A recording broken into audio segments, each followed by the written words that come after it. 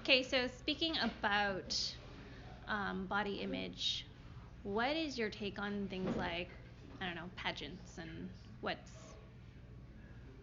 like, how do you feel about things like that, or like, you know, like Miss Vietnam Washington and like God, sorry. I forgot. Yeah.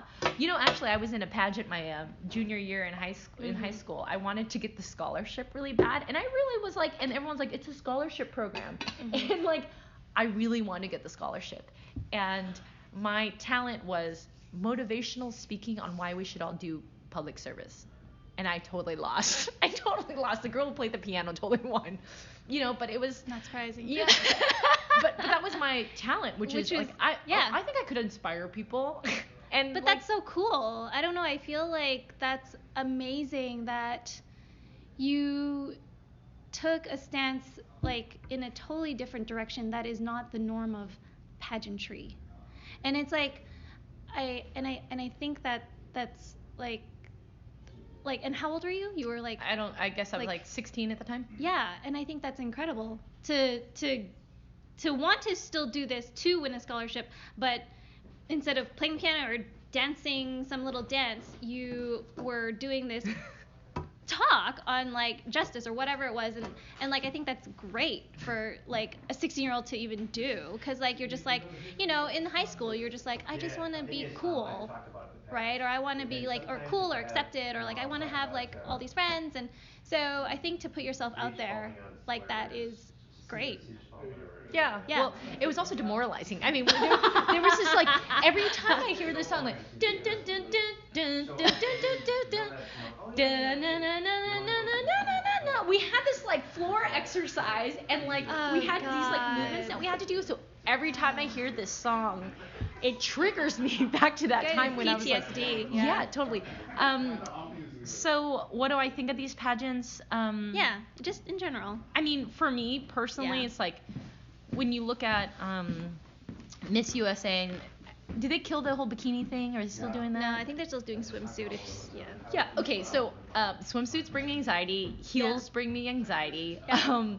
And I think the question is like, who really wins and why, right? Like it's for like sure. Even like when you do the questions and make the world a better place. Okay, how? Right. So I think it would be awesome if we created an unpageant. Huh. And it's like, what is an ideal woman? Right. And like, what are the true values of like who wins and why? I think we should, when you can have competition and contests for people to cultivate positive mores in society of like, this is what our ideal norm should be. I think that's actually really fascinating. And I think that's cool.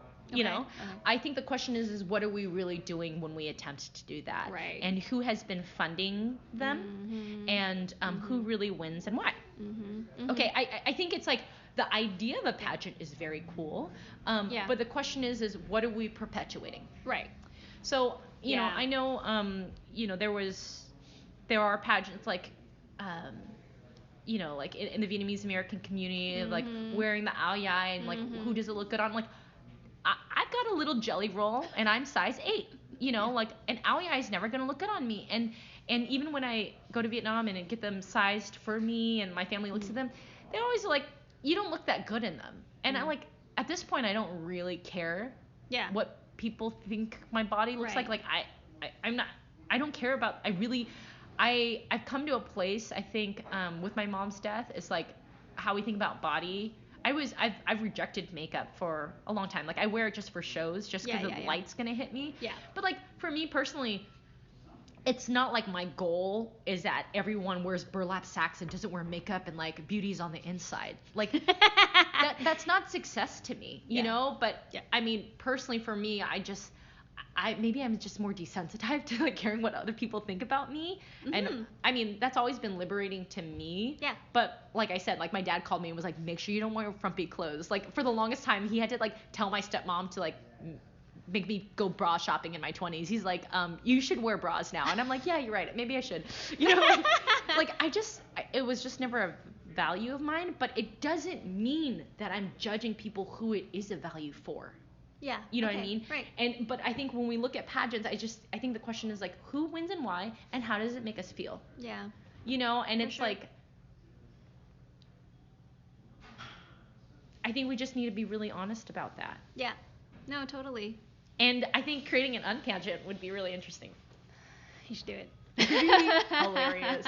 No, but it's also like, you know, because then it's like you grow up, you become older, and then there's all these other competitions, and they were like actually looking at your like your CV, you know, or they're looking at like your work samples, and it's really about the true character and the merit of your work, and that's great. You know, there's like panels that are like based on professionals that are in crafts in that field, and it feels truly merit based. And I guess my question is like, when we have pageants, are they merit based? And have we clearly established what our values are of what a winner is? Right. And is that really explicit? And is there a rubric for it? And I want to see that rubric. Right. No, good points. Yeah. Yeah, body image is a really interesting topic, and like I'm just kind of thinking about, you know, one of my girlfriends who, like, right at this moment she was like feeling down about herself, and then like we were taking some photos, and then she has this app, and she's like, let me show you what I can do with this app, and she starts like elongating her legs, shaving off some of her arm, and I'm just like, why would you do that? I'm like, this.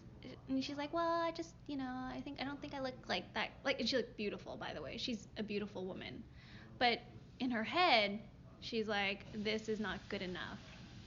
And to me, it's just like, wow. Like, I didn't realize that, I don't know, that she was so affected by what she saw when, you know, we snapped a photo of her. And so I'm just like, for myself, I guess I'm trying to process that, you know, what I witnessed in one of my close girlfriends that I didn't like, you know, I knew that, you know, sometimes she's just like, oh, I need to go back to the gym, blah, blah, blah. But it's interesting that she went to she downloaded this app, and then she's like photoshopping herself for, you know, just to post on social media. And I'm like, really? Like, it matters to you that much? Yeah.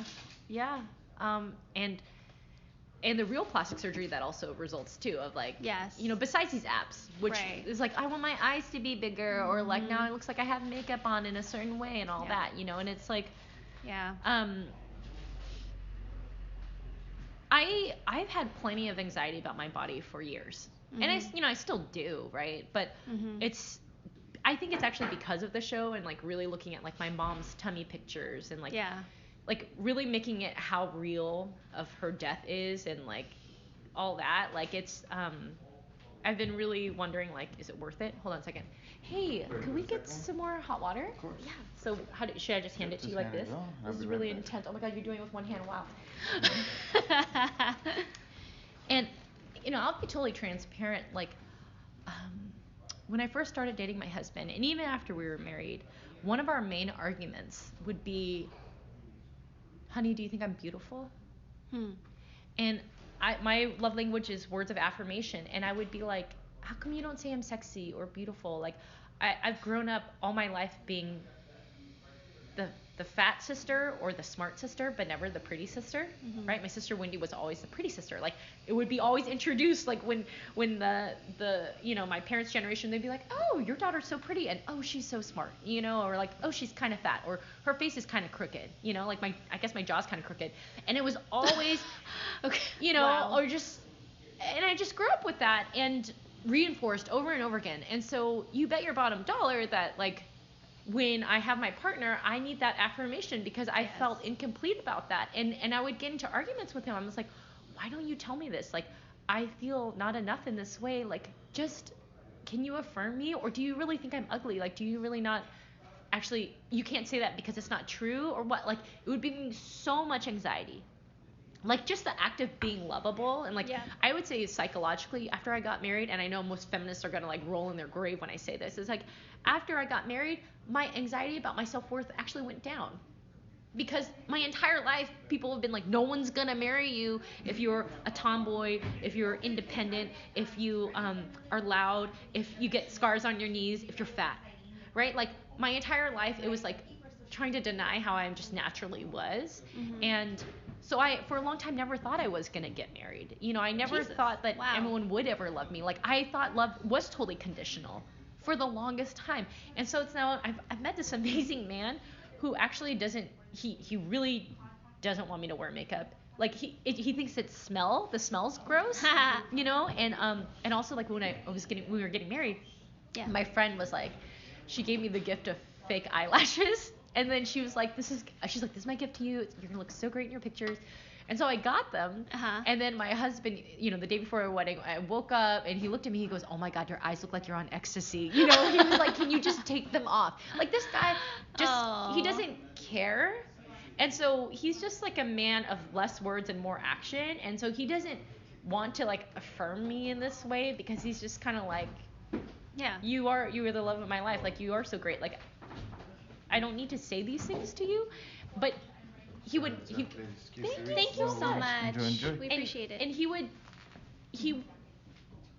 doesn't need to stroke my ego, and so he just won't.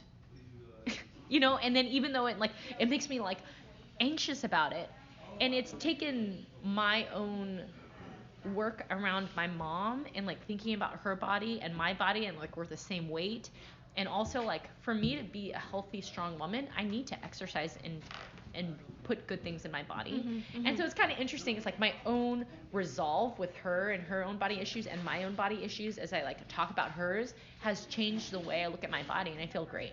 And then now I'm not asking him to do that anymore. Like I don't need outside affirmation. And like the clothes that don't fit in the right places, I Marie Kondo the shit out of it. And I just like, I like let it go. I bought stuff I feel comfortable in and I feel powerful in. And then that's that, but it has taken my own journey of looking at my mom's stuff to really look at my own stuff. And figure out where I am really psychologically about how I feel about myself. Wow. So wait, your husband is Korean? Yeah. So that actually really amazes me that he's like, oh, I don't want you wearing makeup, or because like Koreans, they get plastic surgery all the time. All the time, and Vietnamese people go to Korea to do it as well. Right? Yeah. So how did he become like this? So he doesn't really like. When people ask, how do you identify? I'm like, oh, I'm Vietnamese. Like, I'm an artist. Yeah. It's like. Someone once said the way we introduce ourselves is revealing of what we had to work hardest to fight for. Interesting. And he doesn't ever identify as Korean. Like he'll be like, oh, I'm an outdoorsman, or I'm a, I'm into data or some shit like that.